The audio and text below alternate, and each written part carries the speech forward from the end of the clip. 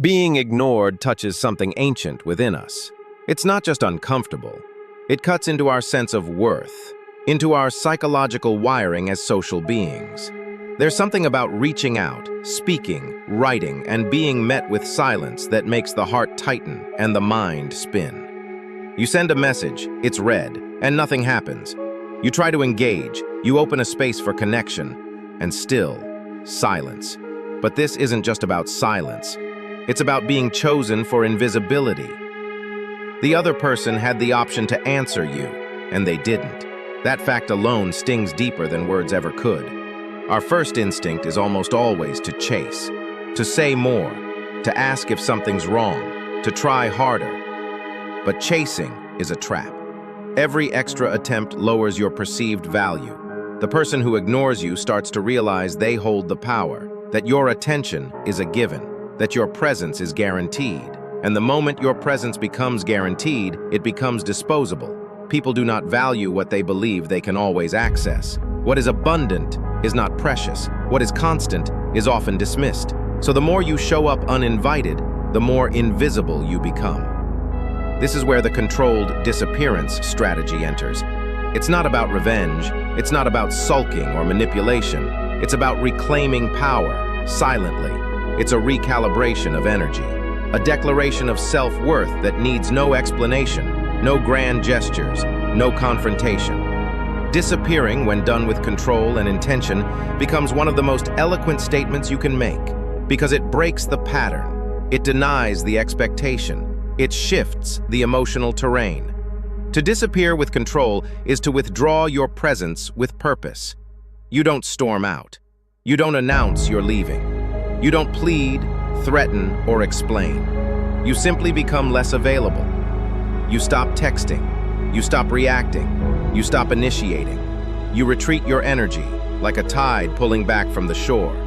And that retreat is loud, even though it says nothing. It says you are no longer offering your value freely.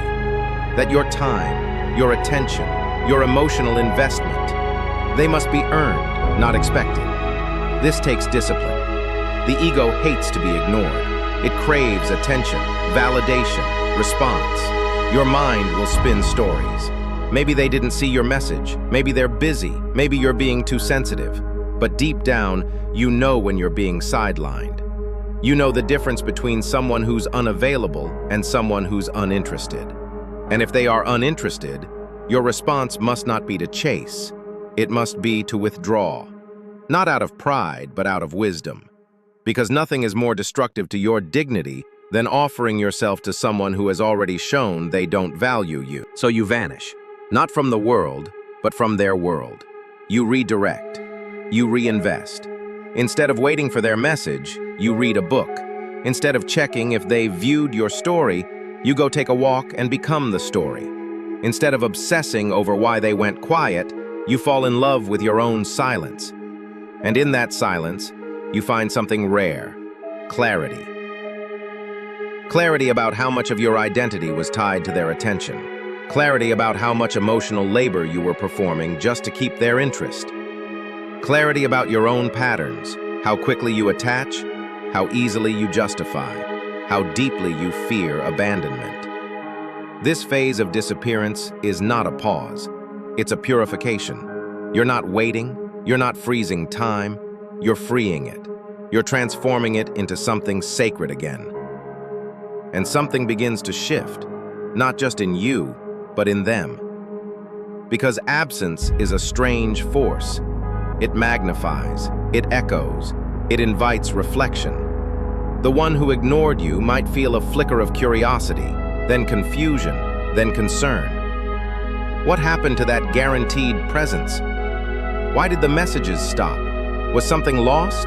The silence they gave you has now been returned, but this time with weight. Because you disappeared not as a victim, but as a strategist, and that changes everything. But here lies the true test of the strategy, because when, and often it is when, not if, they return, you must not break the spell too quickly. They might come back with breadcrumbs, a hey, a reaction, a casual comment. But you must examine not just the fact that they returned, but how they returned. Did they acknowledge the distance? Did they express regret? Or are they simply trying to resume the old pattern where your attention was unconditional? The controlled disappearance strategy is not about triggering a return. It's about revealing the truth. If someone values you, your absence will hit them like thunder. If they don't, your silence will be met with continued silence. And that truth is painful, but freeing. Because it allows you to stop chasing shadows. It gives you permission to walk away from illusions. And in that clarity, you gain sovereignty. You stop offering your value where it's not received. You stop begging to be seen. You stop apologizing for having needs. You become instead a force. Quiet, firm, composed. You begin to attract rather than pursue. You become selective, intentional, aware.